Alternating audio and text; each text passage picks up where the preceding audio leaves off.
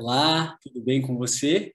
Hoje a nossa aula é sobre joelho e eu vou falar especificamente no trabalho de flexibilidade, no trabalho de alongamento e como esse trabalho é essencial para a saúde do joelho do seu aluno, tá bom? Como são as estratégias, a melhor forma de pensar nesse aprofundamento que vai além dos exercícios básicos e que faz com que você compreenda o porquê das coisas, que é isso que vai te diferenciar na sua profissão. Então, hoje nós vamos falar um pouquinho sobre especificamente o desgaste da cartilagem articular, que a gente tem na articulação do joelho duas articulações, né? Tem a articulação do fêmur com a tíbia e tem a articulação da patela com o fêmur, que é a articulação patelofemoral. Então, hoje eu vou me ater um pouco mais a essa articulação patelofemoral e a gente vai procurar entender como que o trabalho de flexibilidade bem feito pode diminuir o estresse na articulação e fazer com que o joelho do seu aluno fique muito mais saudável, com menos forças compressivas, tá bom? Mas para que a gente possa aprofundar e para que vocês tenham essa visão avançada, eu vou compartilhar minha tela, porque eu consigo mostrar em 3 dimensões para você como que isso funciona, tá bom? Então, vamos dar uma olhadinha aqui. Então, aqui, como vocês podem ver, essa é uma cartilagem articular já desgastada. Estão vendo? A gente tem tanto a cartilagem ali do fêmur com a tíbia, quanto a cartilagem da patela com o fêmur. Então, esse videozinho aqui vai conseguir explicar um pouco melhor para a gente, lá do Dr. Joaquim Barrios, ele vai explicar para a gente em 3 dimensões como que isso funciona. Então, a gente consegue ver inicialmente essa articulação femorotibial. E a cartilagem que tem entre o fêmur e a tíbia, porque a gente tem outras estruturas ali, tem o menisco também no platô tibial, que ajuda a congruência dessa articulação, mas a cartilagem, essa parte em vermelha que vocês estão vendo ali, a função da cartilagem é permitir um bom deslizamento. A cartilagem é como se fosse um sabonete molhado, ela permite esse deslizamento com menos atrito. Mas por conta das situações compressivas, o próprio sedentarismo, desequilíbrios musculoesqueléticos, essa cartilagem, no decorrer dos anos, com uma lesão crônica, vai se degenerando e a gente tem 4 graus de degeneração, desde o grau 1, que é uma degeneração leve, até o grau 4, que é uma degeneração onde já chega osso com osso e fica nessa condição como vocês estão vendo. Então, o nosso papel como personagens que querem dominar as técnicas de prevenção às lesões e trazer mais função para o seu aluno e, consequentemente, melhor performance, o que a gente precisa olhar é para essas forças que existem, compressivas, que aumentam essa sobrecarga, como vocês estão vendo aí. Compreendendo o que aumenta a sobrecarga dessa articulação e para essa cartilagem, a gente pode entrar com uma estratégia justamente para restaurar a função, para trazer função o que não está funcional. E aí, consequentemente, você previne as lesões. Uma cartilagem que já estava desgastando ali um grau 1, por exemplo, você consegue estabilizar, não deixa que isso vá para um grau 2, 3 e 4, até a pessoa precisar de uma cirurgia. E, ao mesmo tempo que você previne a lesão, você aumenta a performance. Tá bom? Então, deu para ter uma ideia inicial de como isso acontece. E agora nós vamos olhar um pouquinho aqui para a articulação e para os músculos que atravessam essa região do joelho e do quadril. O que acontece? Quando a gente fala, então, nessas forças compressivas e o que aumenta o estresse, vou até tirar meu compartilhamento um pouco para eu ficar com a tela aqui um pouco maior. Quando a gente fala nesse desgaste da cartilagem, nessas forças compressivas, quando a gente fala especificamente desse desgaste patelofemoral, que é o que eu quero falar hoje, a gente tem 4 causas principais da síndrome patelofemoral e da condropatia. A primeira causa é a mecânica normal dos membros inferiores, que seria uma pelve mais larga e um ângulo Q aumentado. Então, o fêmur já vem numa posição diagonal que compromete uma boa congruência, um bom encaixe entre a patela e o fêmur. Mas hoje eu não vou me aprofundar nisso com vocês, porque esse é um tema para uma aula sozinha.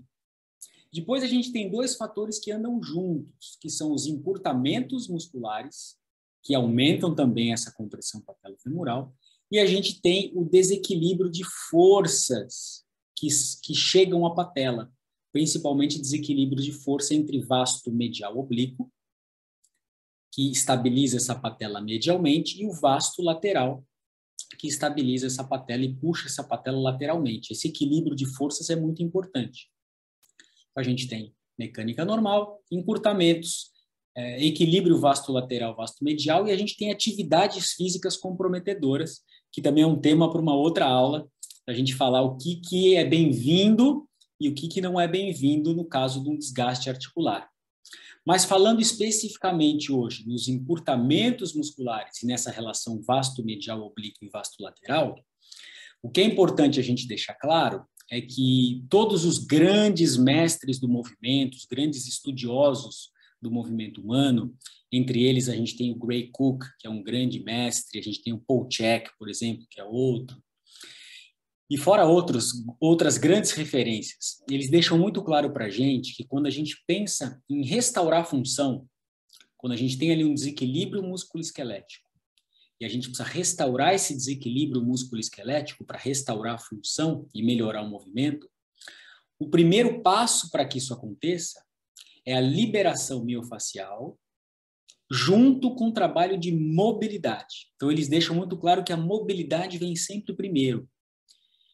Então, esse é um ponto que eu já preciso que você, como personal clínico, que está aqui buscando se aprofundar nas lesões musculoesqueléticas e como trazer mais função para o seu aluno, compreenda que quando você encontrar um desequilíbrio musculoesquelético no seu aluno, o primeiro passo para que essa restauração da função seja eficiente é trabalhar com a liberação miofacial e trabalhar com exercícios de mobilidade e flexibilidade. Porque são técnicas e estratégias que abrem o caminho. E aí eu vou, na aula de hoje, explicar um pouco melhor para vocês a importância disso. Porque na faculdade não nos ensinaram isso com mais profundidade. Mas se a gente olha diretamente para o trabalho de força, para o trabalho de estabilidade, a gente não consegue fazer um trabalho tão eficaz porque a gente tem muitas forças antagônicas ali brigando e a gente precisa primeiro abrir esse caminho para que tudo flua com mais facilidade. E aí, durante a aula de hoje, eu vou tentar explicar isso com mais clareza para vocês, tá bom?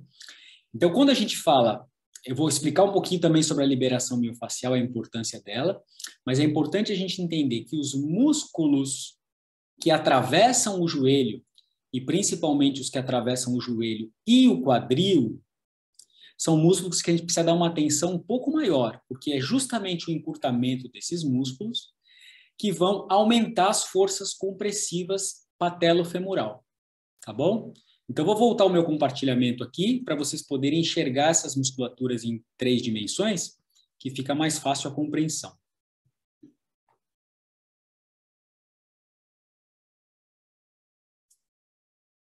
Então, a gente tem aqui, ó, na porção anterior do joelho, a gente tem o grupo muscular do quadríceps, né? Aqui o vasto medial, o vasto lateral. Esse aqui é o reto femoral, que é o mais superficial, e é o único que atravessa, do grupo do quadríceps, é o único que atravessa, vamos dar uma olhada só nele. Ó. Esse é o reto femoral.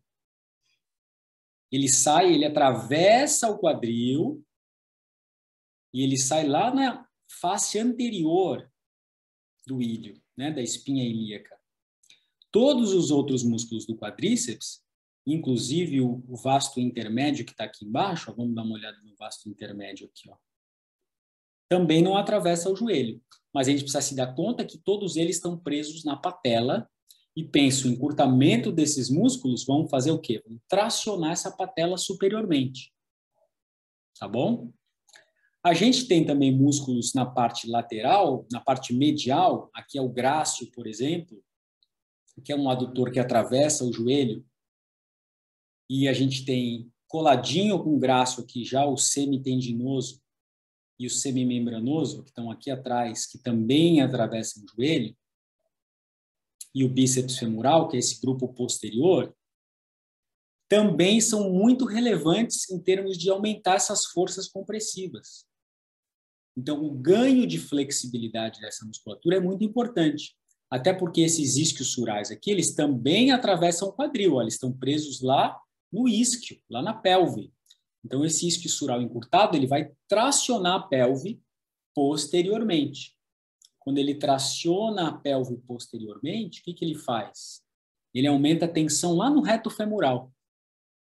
Isso aqui é um pouquinho mais complexo de entender, mas aí aos pouquinhos a gente vai se aprofundando. Então, o isquiosural encurtado traciona a pelve posteriormente e a parte anterior da pelve vai fazer o quê? Ela vai subir, né? Então, a gente tem uma retroversão pélvica. Isso aumenta a tensão no reto femoral. E aí o reto femoral que a gente acabou de ver vai puxar essa patela e vai aumentar essa força compressiva patelofemoral. Então, também é fundamental trabalhar a abertura, o distensionamento e o alongamento dos isquiosurais. Já aqui na parte lateral da coxa, a gente tem essa estrutura aqui, que é o trato iliotibial.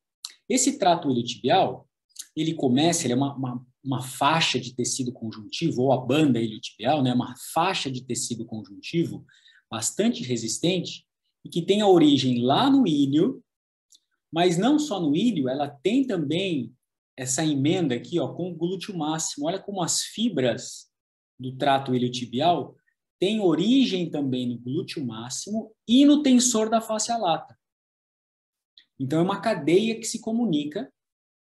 E esse tensor da fáscia lata que vai para o trato iliotibial, ele desce até a tíbia, mas aqui não mostra para a gente, mas ele tem uma ligação aqui pelo retináculo superficial oblíquo, ele tem uma emenda com a patela. Aqui, ó, a gente tem na banda iliotibial, ela tem aqui o retináculo superficial oblíquo. Esse retináculo superficial oblíquo, ele sai do trato iliotibial, ele sai da banda iliotibial e ele se liga à patela.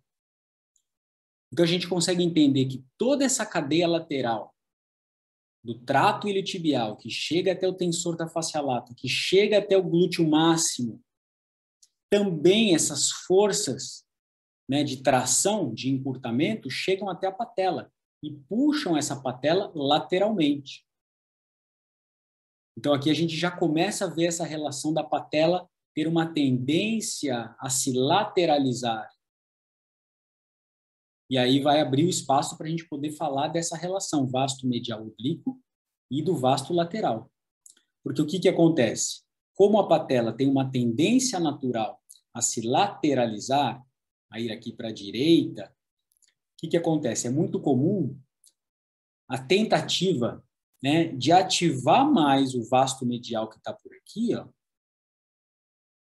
Muitas vezes, principalmente na fisioterapia, é tentado muito com eletroestimulação para poder puxar essa patela medialmente, para poder ter esse equilíbrio entre vasto medial e vasto lateral, que é um desafio.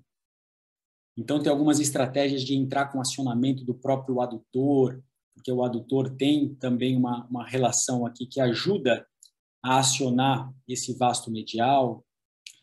Mas é uma briga trazer essa patela medialmente quando a gente tem o quê? Estruturas muito fortes, estruturas muito densas, puxando essa patela lateralmente. Então, aqui, já entrando nesse equilíbrio vasto medial, vasto lateral, vale a pena a gente olhar para essa questão que eu falei do próprio Gray Cook, do Paul Chek, que dizem que o trabalho de liberação miofascial e o trabalho de alongamento vem sempre primeiro, de distensionamento.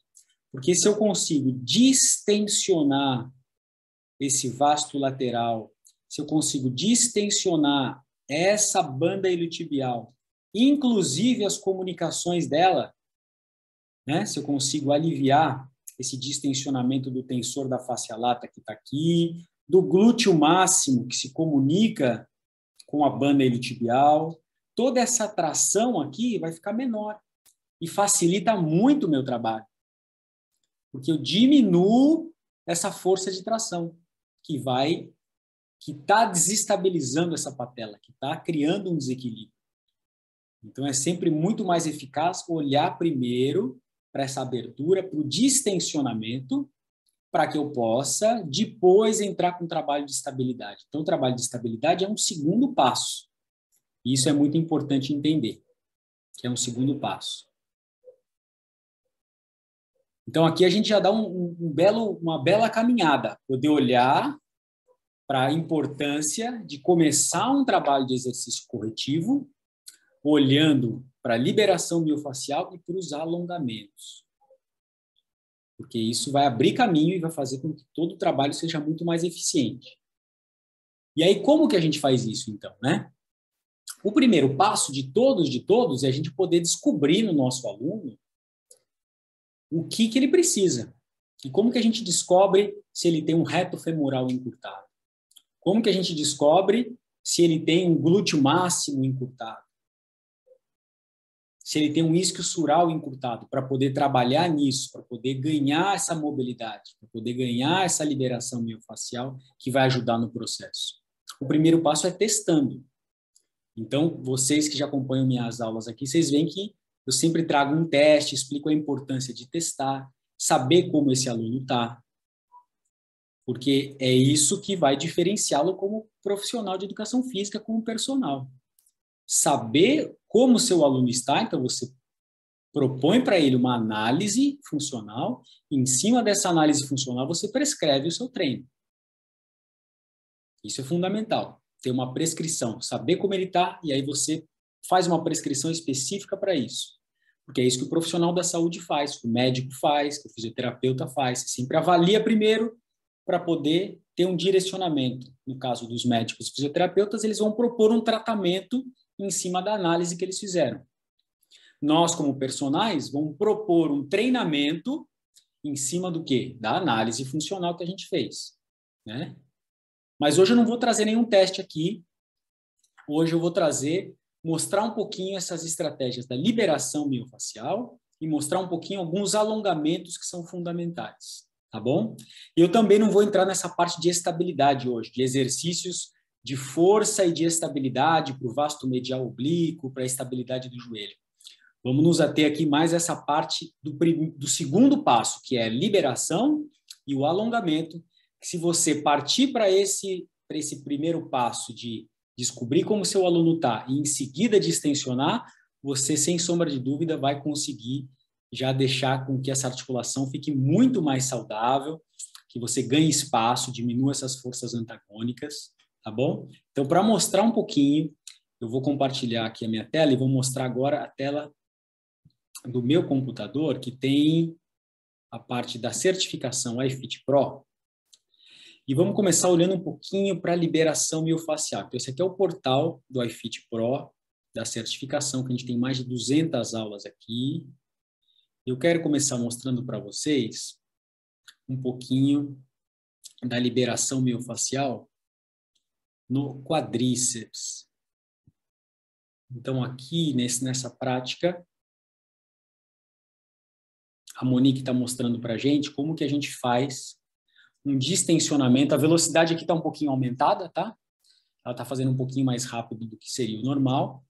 Mas aqui, essa é uma prática super eficiente, desse que eu disse para vocês, que é o primeiro passo, para distensionar esse quadríceps, distensionar esse reto femoral. E com essa liberação miofascial, que aqui eu estou mostrando, que a gente está mostrando com o rolo, ela está fazendo aqui uma perna de cada vez, tem várias formas da gente fazer. Então, ali na certificação eu explico com detalhe quais são as características, as técnicas, mas a gente pode fazer isso com o rolo, igual a Monique está fazendo aqui, a gente pode fazer isso com o stick, a gente pode fazer essa liberação manual, mas sem sombra de dúvida a liberação miofascial é muito eficiente para a gente poder ganhar espaço para entrar com essa restauração da função. E isso é importante vocês terem claro. A restauração da função, ela não só vai prevenir a lesão, mas ela vai melhorar a performance, ela melhora o movimento. Então, se melhora a qualidade do movimento, vai melhorar o rendimento esportivo do seu aluno também. Tá bom? Então, agora que vocês olharam um pouquinho para essa liberação com rolo, aqui eu dou um exemplo também de como seria essa mesma liberação, só que usando o stick. Então, aqui, ó, também estou no quadríceps, também é uma liberação miofascial, só que aqui no caso, eu estou usando um stick que o aluno, nesse caso, ele fica bem menos ativo, né? Ele está ali recebendo, a gente vai orientando o aluno a relaxar. Tem uma técnica correta e uma pressão correta de fazer isso para distensionar, então a gente tem que tomar cuidado também para não colocar carga de mais e nem de menos. Tem uma forma de descobrir até onde afunda, até o nível de resistência. Ali está aparecendo um pouquinho mais rápido do que o normal. Vou até mudar a velocidade para vocês verem qual que é a velocidade exata disso. Vou voltar um pouquinho. Dê uma olhada. Esse é mais ou menos o timing, a forma de ser feita. Não é muito rápido nem muito devagar. E eu vou procurando as aderências miofaciais e distensionando a musculatura desse aluno, abrindo o caminho para que eu possa entrar em um trabalho de flexibilidade. Então, feito isso, eu posso fazer com rolo, com stick ou manual. Vou até mostrar o manual para vocês também. Olha o manual aqui na própria banda iliotibial, tá vendo? Liberação manual, banda iliotibial.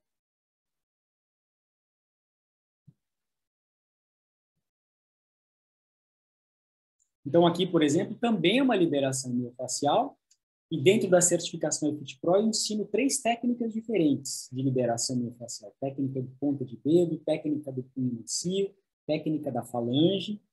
Uma quantidade de creme, ó, bem pouquinho creme mesmo, creme some na mão. E aí a gente faz toda a estratégia de afundar até o nível de resistência para poder distensionar essa banda iliotibial. Eu expliquei para vocês que a banda iliotibial tem uma ligação com a própria patela, pelo retináculo superficial oblíquo. Então, é importante ter essa abertura, esse distensionamento, né? Então, essa técnica que eu estou mostrando agora é uma técnica do punho macio. E como que eu faço essa técnica? Como que eu afundo até o nível de resistência para poder acessar esse tecido miofacial. E a vantagem da liberação manual é que a gente tem essa percepção tátil. Então, através do toque, a gente consegue sentir aonde estão essas aderências miofaciais. Aonde que eu preciso dar mais atenção. Aonde que eu tenho possibilidade de maior ganho, de abertura, de distensionamento. Tá bom? Então, passado por esse passo, que é essa abertura do caminho da liberação miofascial, o trabalho de mobilidade e de flexibilidade agora vai ficar muito mais eficiente, muito mais eficaz. Então, vamos voltar aqui. E isso agora abre o caminho para mim, para que eu possa, por exemplo, vamos ver esse alongamento aqui. Esse especificamente eu estou propondo na maca. É um alongamento específico do reto femoral. Então, eu estou na maca, onde eu faço a própria posição onde a gente aplica o teste do encurtamento do reto femoral. E ali eu estou propondo um alongamento do reto femoral na maca da perna direita dela, que é essa perna que está embaixo. Então, a perna que está embaixo, a gente vai alongar esse reto femoral. Por que a gente alonga o reto femoral assim? Ele é mais eficiente. Porque aqui, vocês lembram que eu mostrei para vocês que o reto femoral atravessa o quadril. Então, se ele atravessa o quadril, ele não faz apenas a extensão do joelho. O reto femoral faz também flexão do quadril. Então, para alongar o reto femoral eficientemente, eu preciso ter a extensão do quadril. É o que eu estou fazendo aqui. Eu estou empurrando o joelho dela para baixo e fazendo a extensão do quadril. E eu estou segurando a perna esquerda ali para quê? Para que ela não compense esse alongamento. Então, agora eu passo a minha perna ali, ó, na frente da tíbia, e promovo também, além da extensão do quadril, o reto femoral passa exatamente aí. Sai ali do ilho, eu alongo pela extensão do quadril e pela flexão do joelho. Então, esse é um alongamento muito mais eficaz e que eu consigo guiar o meu aluno de uma forma que ele fique numa intensidade moderada.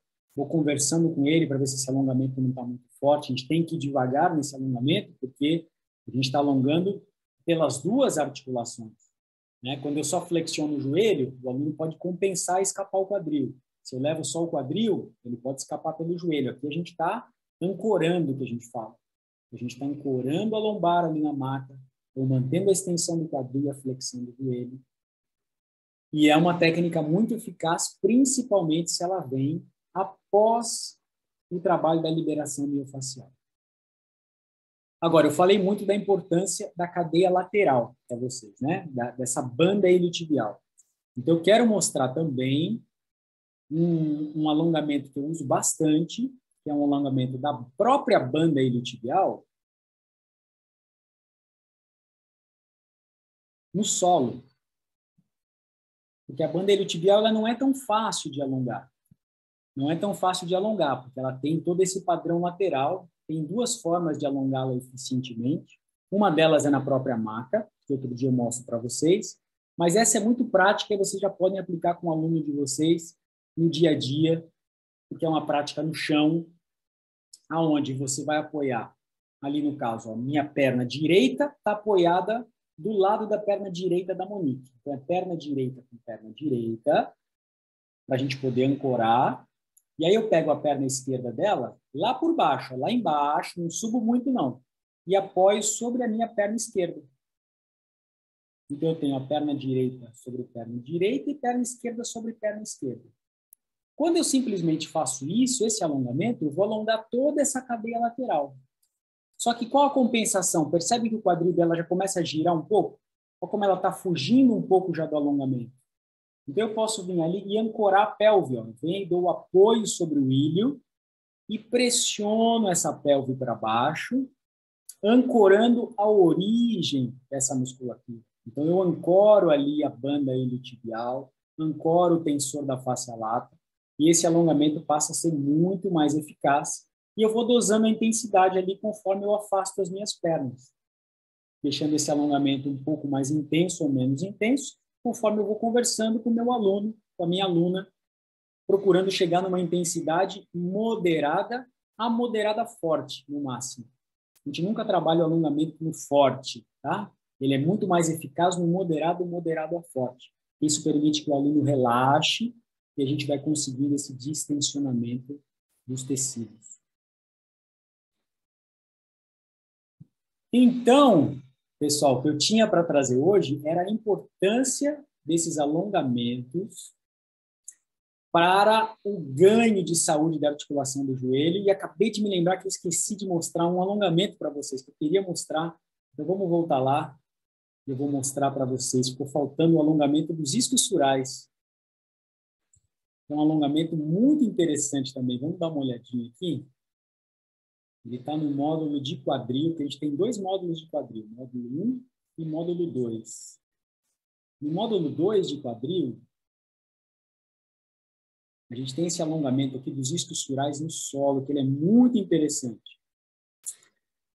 Então, vocês lembram que eu estava explicando que o alongamento do isquiosural é um pouquinho mais difícil de entender, porque o isquiosural imputado, ele posterioriza a pelve. E se ele posterioriza a pelve, ele aumenta a tensão no reto femoral. Então, ele aumenta a compressão patelofemoral. Então, essa é uma forma de alongar o isquiosural. Eu faço uma ancoragem com o meu pé ali no quadril, para que esse quadril não deslize. E aqui eu estou alongando o isquiosural com o joelho estendido. Mas também existe a possibilidade de fazer isso com o joelho flexionado. Porque o isquiosural atravessa o quadril e atravessa o joelho. Então, eu posso tanto manter o joelho estendido e não subir tanto essa perna, mas eu posso também fazer uma flexão do quadril aumentada e alongar o isquiosural com o joelho flexionado, que é muito eficaz também. Então, eu vou mostrar isso agora com a Monique, como que a gente faz isso. E aí tem uma estratégia, porque o que acontece? Quando vocês levam demais a perna também para cima, a pelve começa a girar. Então é importante a gente ancorar essa pelve para que ela fique estável. A gente tem sempre que pensar nessa ancoragem. Se eu vou simplesmente subindo a perna, o que o quadril começa a fazer? Igual lá na banda iliotibial, o quadril começa a sair do chão, começa a girar. Até por isso que é mais fácil alongar o isquiosural com a perna de baixo flexionada. Quando a perna de baixo está estendida, isso fica mais difícil. Então, mantendo a perna de baixo estendida, isso vai favorecer. O que eu faço ali? Eu pego e coloco um suporte. E essa é uma forma que eu gosto de alongar, tá? Eu gosto de dar esse apoio na lateral do meu tronco. Para mim funciona bem isso. Mas isso é muito individual também. Mas eu acho que vale a pena pelo menos vocês experimentarem. Porque quando eu apoio ali na lateral do meu tronco, eu fico numa posição onde eu apoio as mãos sobre os joelhos, eu fico bem posicionado, e eu tenho a condição até de pegar essa perna desse meu aluno que começa a compensar, começa a subir, e também ancorar melhor essa perna para baixo. Então, essa é uma estratégia que, para mim, funciona bem. Acho que vale a pena vocês experimentarem esse alongamento do isquiosural dessa forma. Ele é muito eficiente. E a gente tem o alongamento também com o joelho flexionado, que eu vou mostrar para vocês nessa outra prática aqui. Alongamento isquiosurais com o joelho flexionado.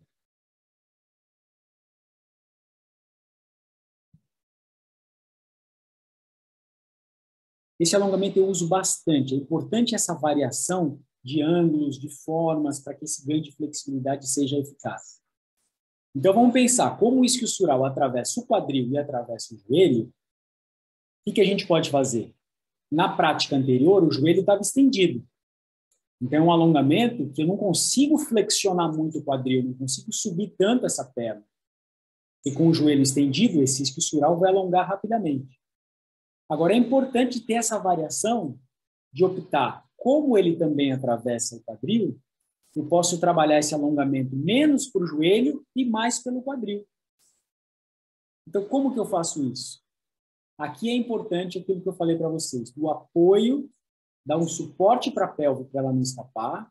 Como vocês estão vendo ali, ó, eu vou pedir para a Monique flexionar o joelho, dou um apoio do meu pé assim, ó, na lateral, que aí o quadril fica estável, não compensa. Vou um pouco mais para frente e começo a fazer o quê? Alongar esse isquiosural mais pelo quadril do que pelo joelho. Olha a posição que ela fica. E normalmente o aluno sente onde a Monique mostrou ali. Sente o isquiosural mais próximo do quadril. O joelho não está totalmente estendido, mas eu consigo alongar também o isquiosural de uma forma muito eficaz, agindo predominantemente pelo quadril e menos pelo joelho. Vocês viram aqui que quando eu tirei o pé, como a pelve dela escapou um pouquinho? Vou até voltar para vocês verem de novo. Quando eu tiro o pé, ó, a pelve escapa. Por isso a importância desse apoio do pé. Esse apoio do pé, ele ancora a pelve para que o aluno fique mais alinhado. Então, esses são dois alongamentos dos isquiosurais que eu queria trazer para vocês e lembrei que é muito importante também. Então, entrando com essas práticas, né, de liberação miofascial, como eu mostrei, e alguns alongamentos logo em seguida, para poder abrir o espaço de extensionar esses tecidos, vocês vão ver como o seu aluno já vai perceber que começa a ter mais conforto, porque você diminui essas forças antagônicas, a compressão patelofemoral fica menor. Então, é muito provável que no dia seguinte, esse aluno que sente, às vezes, já um pouquinho de desconforto, quando fica muito tempo sentado, quando faz uma corrida um pouquinho mais longa, e que já tem ali uma compressão patelofemoral nos níveis iniciais, ao entrar com esse trabalho, vocês já vão perceber o feedback deles, dizendo, nossa, eu me senti melhor, eu senti que meu joelho ficou mais leve. Então, esse, sem sombra de dúvida, é o primeiro passo para trazer uma articulação ali mais saudável, mais livre, com menos tensão, para que abra o caminho para você entrar com o treino agora de estabilidade, um treino de força, que eu vou trazer para vocês numa próxima aula como dar continuidade a esse trabalho todo. tá bom? Eu espero que você tenha gostado dessa aula. Se puder me dar um feedback aqui nos comentários, dizendo o que você achou, eu agradeço muito e nos vemos numa próxima aula. Até lá!